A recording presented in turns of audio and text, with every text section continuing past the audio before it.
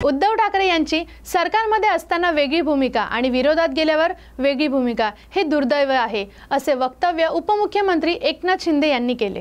पुन्हा पत्रकार परिषदा देखील घेतल्या जातात आणि या विजय रॅलीकडे कसं त्यांच्यामध्ये तर चढाओढ म्हणजे खोटं बोला पण रेटून बोला, प्रसिद्धीसाठी या ठिकाणी हे सगळं चाललेलं आहे।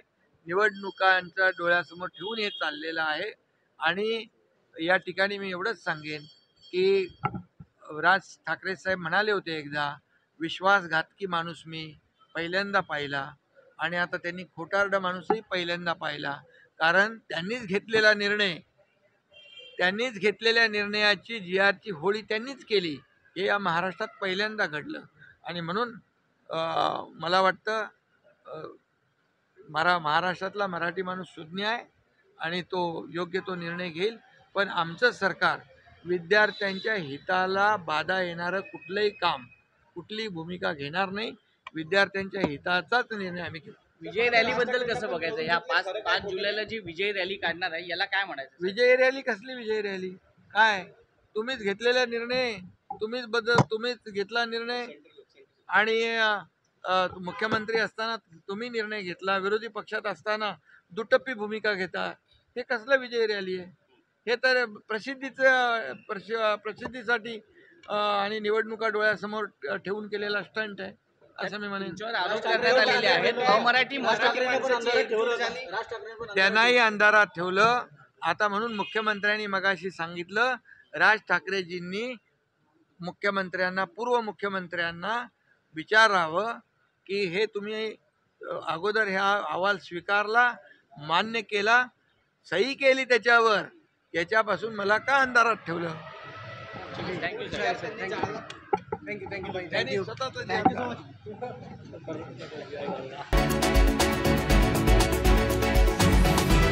कल्याण कृषी उत्पन्न बाजार समितीच्या सार्वत्रिक निवडणुकीत बाजार समितीवर महायुतीचा झेंडा फडकला असून एकूण 18 जागांपैकी 15 जागा महायुतीच्या कोट्यात पडल्या असून 2 जागांवर महाविकास आघाडी तर 1 जागा अपक्ष उमेदवाराला मिळाली असल्यामुळे कल्याण कृषी उत्पन्न बाजार समितीवर मतदात्यांनी महायुतीला एक हाती सत्ता देऊन आपला विश्वास दाखविला। कल्याण कृषी उत्पन्न बाजार समितीच्या निवडणुकीचा निकाल रविवारी रात्री उशिरापर्यंत जाहीर करण्यात आला। निवडणुकीत पार पडलेल्या मतदान प्रक्रियेला मतदारांनी भरभरून प्रतिसाद दिला। रविवारी सकाळी 7 वाजता मतदानासाठी मोठी गर्दी केली होती, तर सायंकाळी 5 पर्यंत मतदानाचा उत्स्फूर्त प्रतिसाद मिळाला असून एकूण मतदानाच्या 90.37% मतदानाची नोंद करण्यात आली। माझ्यामुळे नाही तर संपूर्ण महायुतीचे उमेदवार सर्वजण मोठ्या फरकाने निवडून आले आणि एक आम्ही दाखवून दिलं या कृषी बाजार समितीमध्ये की महायुतीचं सरकार हे भक्कम आहे, हे लोकांचे काम करणार आहे, शेतकऱ्यांसाठी काम करणारे हा सरकार आहे। त्यामुळे आमच्यावर विश्वास ठेवून महाराष्ट्र राज्याचे आदरणीय मुख्यमंत्री देवेंद्रजी फडणवीस साहेब, महाराष्ट्राचे उपमुख्यमंत्री एकनाथजी शिंदे साहेब, महाराष्ट्राचे उपमुख्यमंत्री एकनाथजी शिंदे साहेब आणि या कल्याण लोकसभेचे लाडके खासदार श्रीकांतजी शिंदे साहेब असतील, या कृषी समितीवर प्रचंड मोठा ज्याचा आशीर्वादाचा हात आहे ते किसन कतोरे साहेब असतील, यांच्यामुळे इथे प्रचंड बहुमताने हा शीट प्रचंड मताने निवडून आलं। खरं तर मी सर्वांचं मनापासून अभिनंदन करतो आणि सर्वांना शुभेच्छा देतो। आज संत ज्ञानेश्वर महाराजांची पालखी सोलापूर जिल्ह्यामध्ये प्रवेश करत असून संत ज्ञानेश्वर महाराज आणि संत तुकाराम महाराजांच्या पालख्यांचा शेवटचा मुक्काम हा वाखरी पालखी तळावर असतो। हे पालखी तळ यावर्षी मॉडेल पालखी तळ म्हणून विकसित करण्यात आले आहे। सोलापूरचे पालकमंत्री जयकुमार गोरे यांनी मध्यरात्री 12 वाजता जाऊन या पालखी तळावर उभारण्यात आलेल्या सुविधांची पाहणी केली। आपल्या सगळ्यांना माहिती आहे की गेल्या 1-1.5 महिन्यापासून वारीची तयारी प्रशासन करते, शासनही करते आणि त्या अनुषंगाने आता सगळ्या पालख्यांचं आगमन उद्या सोलापूर जिल्ह्यामध्ये होतं आहे आणि विठुरायाच्या नगरीकडं येणाऱ्या 3-4-5 दिवसात या सगळ्या पालख्या पोचतील। वारकरी मोठ्या संख्येनं पोचत आहेत, लाखो। यावर्षी तर खूप चांगला पाऊस पडल्यामुळे वारकऱ्यांची संख्या खूप मोठी आहे आणि या सगळ्या वारकरी बांधवांच्या स्वागताची तयारी, त्यांना या व्यवस्थेमध्ये कुठली अडचण येऊ नये, त्यांना कुठली एखादी व्यवस्था कमी पडू नये, अशा पद्धतीची व्यवस्था आम्ही करण्याचा प्रयत्न केलेला आहे। आणि त्या अनुषंगाने आपण बघितलं असेल की सगळ्या सुविधा म्हणजे आरोग्याची सुविधा असेल, म्हणजे डॉक्टर चेक करतायत, मेडिसिन त्या ठिकाणी मिळते. आज तर आम्ही मुख्यमंत्री वारकरी सेवा केंद्र आपण बघताय, तो खूप लोकप्रिय झालेला विषय आपण या वारकऱ्यांच्यामध्ये बघताय की पुण्यापासून निघाल्यापासून अगदी पंढरपूरपर्यंत वारकरी सेवा केंद्राची कामं चालू असताना बघताय. ज्या ठिकाणी पालखी पोचते त्या ठिकाणी वारकरी सेवा घेताना आपण बघताय. हजारो त्या ठिकाणी वारकरी येतात आणि सेवा घेत आहेत. वारकरी सेवा केंद्रामध्ये डॉक्टरची तपासणी आहे, त्या ठिकाणी आपण बघता औषधं मिळत आहेत, त्या ठिकाणी थकलेल्या भागलेल्या आमच्या वारकरी बांधवांची चरणसेवा त्या ठिकाणी होते. जवळजवळ एका पेंडॉलमध्ये परवा मला सातारच्या शिवोने सांगितलं की 6,000 लोकांनी चरणसेवेचा आनंद घेतला. केंद्रीय मंत्री नितीन गडकरी नागपूरमध्ये एका खासगी संस्थेच्या सत्कार समारंभात उपस्थित होते. यावेळी शिक्षण आणि कौशल्याचे महत्त्व सांगताना गडकरी म्हणाले, जग झुकतं, मग त्यासाठी झुकवणारा हवा असतो. तुमच्याकडे जर शिक्षण आणि कौशल्य असेल तर तुम्ही काहीही करू शकता. एकदा मला कोणीतरी नोकरीसाठी विचारलं तेव्हा मी त्याला सांगितलं की मला दरमहा 200 कोटी रुपये पाहिजेत, कारण माझ्या डोक्याची किंमत 200 कोटी आहे. दुनिया झुकती है, झुकाने वाला चाहिए. पण हे करण्याकरता आपल्याला अभ्यास केला पाहिजे. मला एकाने विचारलं होतं की तुम्ही नोकरी करता का? मी म्हटलं मी नोकरी करायला तयार आहे, पण मला 200 कोटी रुपये महिना पाहिजे. माझ्या डोक्याची किंमत 200 कोटी रुपये आहे, तर मग मी करेन.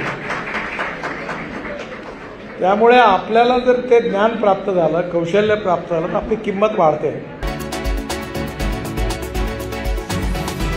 पहाटे 5:30 ते 6 वाजण्याच्या दरम्यान सायन पनवेल महामार्गावरील उरण फाटा उड्डाणपुलावर 4 वाहनांचा अपघात झाला. सुदैवाने या अपघातात कोणीही जखमी झाले नाही किंवा कोणाचाही मृत्यू झाला नाही. मात्र अपघातामुळे मुंबईच्या दिशेने जाणाऱ्या वाहनांची वाहतूक कोंडी झाली होती. या अपघातामुळे CBD ते उरण फाटा उड्डाणपूल या मार्गावरही वाहतूक कोंडी निर्माण झाली होती. सध्या वाहतूक सुरळीत करण्यात आली आहे. दोन्ही ठाकरे बंधू एकत्र येतील या भीतीने सरकारने हिंदी सक्तीचा GR रद्द केला, असे वक्तव्य आनंद दुबे यांनी केले. महाराष्ट्र में शिवसेना पार्टी जो उद्धव ठाकरे साहब के नेतृत्व वाली है, उसकी क्या ताकत है, क्या शक्ति है, ये आज महाराष्ट्र की महायुति सरकार ने दिखा दिया. हमने कहा था कि हम तीसरी भाषा हिंदी को लेकर सख्ती नहीं होने देंगे, अनिवार्यता नहीं होने देंगे.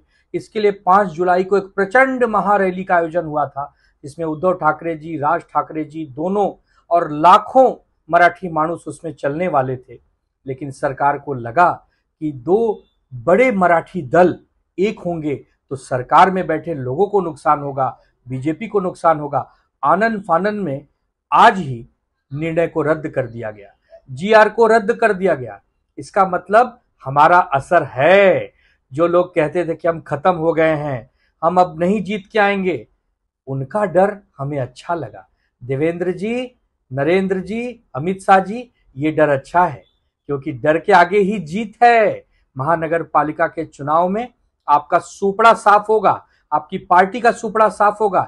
याद रखिएगा, राजनीति में हमेशा एक जैसी स्थिति नहीं होती. आज आप अपने चरम पर हैं, एक दिन जमीन पर भी आएंगे. और करोड़ों करोड़ों मराठी मानुस और महाराष्ट्र की पावन धरा को हम प्रणाम करते हैं, जिन्होंने सरकार को बैकफुट पर लाने पर मजबूर किया. ये होता है ठाकरे ब्रांड, ये होता है मराठी माणूस का ब्रांड.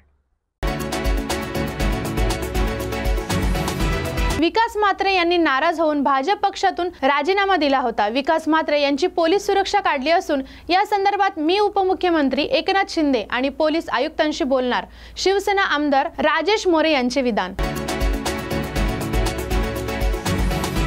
एक समिती स्थापन करण्यात आलेली असून अशा पडतीची समिती ही मराठी जनतेच्या मनात धूळफेक असून आता आम्हालाही शंका आहे की जरी समितीचा अहवाल आला तरी जनता शांत व्हावी, हा या मागचा उद्देश आहे.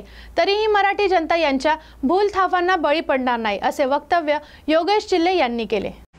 अखेर मराठी जनतेच्या एकजुटीपुढे झुकून महायुती सरकारला हिंदी सक्तीचा अध्यादेश रद्द करावा लागला आणि त्रिभाषा सूत्राबद्दल निर्णय घेण्यासाठी त्यांनी आता नरेंद्र जाधव समितीची स्थापना केलेली आहे.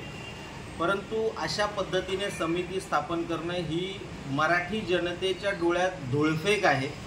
कारण याच्यापूर्वी देखील ज्यावेळी हा अध्यादेश जारी करण्यात आला होता त्यावेळी महाराष्ट्र सरकारच्या भाषा सल्लागार समितीचे अध्यक्ष श्री लक्ष्मीकांत देशमुख यांनी पत्र लिहून माननीय फडणवीसांना या गोष्टीबद्दल विरोध दर्शविला होता. इतकंच कशाला, महाराष्ट्र शासनाच्या राज्य शैक्षणिक संशोधन आणि प्रशिक्षण परिषदेचे अध्यक्ष श्री राहुल रेखावार यांनी सुद्धा म्हटलं होतं की हिंदी भाषेला पर्याय म्हणून इतर काय विषय देता येतील याचा आम्ही अभ्यास करतो आहोत आणि लवकरच कार्यवाही करू. या दोन्ही समित्यांना बाजूला ठेवून हा अध्यादेश जारी करण्यात आला होता. आताही आम्हाला ही शंका आहे की नरेंद्र जाधव समितीचा अहवाल आला तरी हे सरकार फक्त हे आंदोलन शांत व्हावं, हा मोर्चा निघू नये म्हणून केलेली ही मखलाशी आहे. तरीही मराठी जनता याच्या पुढे यांच्या अशा भूलथापांना बळी पडणार नाही. हिंदी सक्तीचा निर्णय रद्द होताच येवल्यात महाराष्ट्र नवनिर्माण सेना आणि ठाकरे गटाच्या वतीने येवल्यातील विंचूर चौफुली येथे फटाके फोडत एकमेकांना पेढे भरून जल्लोष साजरा केला. यावेळी मराठी अस्मितेचा विजय असो अशा घोषणा देखील यावेळी मनसे तसेच ठाकरे गटाच्या पदाधिकाऱ्यांनी दिल्या.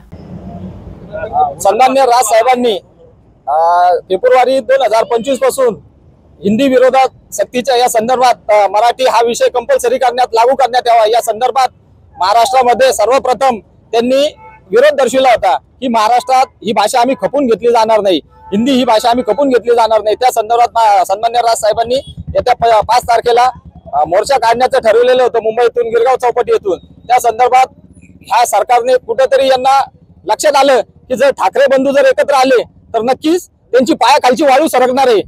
म्हणूनच त्यांनी हा कुठेतरी GR रद्द करण्याचं ठरवलेलं आहे. म्हणून मी या निमित्ताने या सरकारला एक आव्हान देतो, जर कधी हा महाराष्ट्रामध्ये परत यांनी हिंदी सक्तीचा जर निर्णय घेतलाच तर आम्ही महाराष्ट्र नवनिर्माण सेनेकडून त्यांना हा निर्णय हाणून पाडल्याशिवाय आम्ही गप्प बसणार नाही. महाराष्ट्रात हिंदीच्या सक्तीबद्दल सुरू असलेला वाद मुख्यमंत्र्यांनी हिंदी सक्तीचा GR घोषणा रद्द केल्यानंतर संपला असं वाटलं होतं. पण काँग्रेस प्रवक्ता अतुल लोंढे यांनी सांगितले की जोपर्यंत हा GR रद्द होत नाही तोपर्यंत आम्ही विश्वास ठेवणार नाही, कारण की या सरकारने जनतेचा विश्वास गमावला आहे. GR लवकर रद्द केला नाही तर 5 जूनला जनतेचा सामोरं जावं लागेल. या सरकारने संपूर्णतः जनतेचा विश्वास गमावलेला आहे. यापूर्वी सुद्धा जेव्हा हा प्रश्न उपस्थित झाला होता, काँग्रेसने उपस्थित केला, शिवसेनेने केला, मनसेने केला, त्यावेळेस आपण सांगितलं होतं की ही अनिवार्यता आम्ही मागे घेतो आहोत आणि पुन्हा मागच्या दरांनी तोच जो प्रयत्न केलेला आहे तो आम्हाला मान्य नाही. आणि विश्वासार्हता गमावली असल्यामुळे समिती पुढे करणे किंवा आम्ही हा GR रद्द करू याच्यावर कसा विश्वास ठेवायचा हा प्रश्न आहे. त्यामुळे GR रद्द करा, पूर्णतः ही जी अनिवार्यता ही मागे घ्या आणि तेव्हाच 5 तारखेचा मोर्चा जो आहे त्याच्या संदर्भात विचार करण्यात येईल. नाहीतर तुम्हाला जनतेचा जो राग आहे त्या रागाला पुढे जावं लागेल.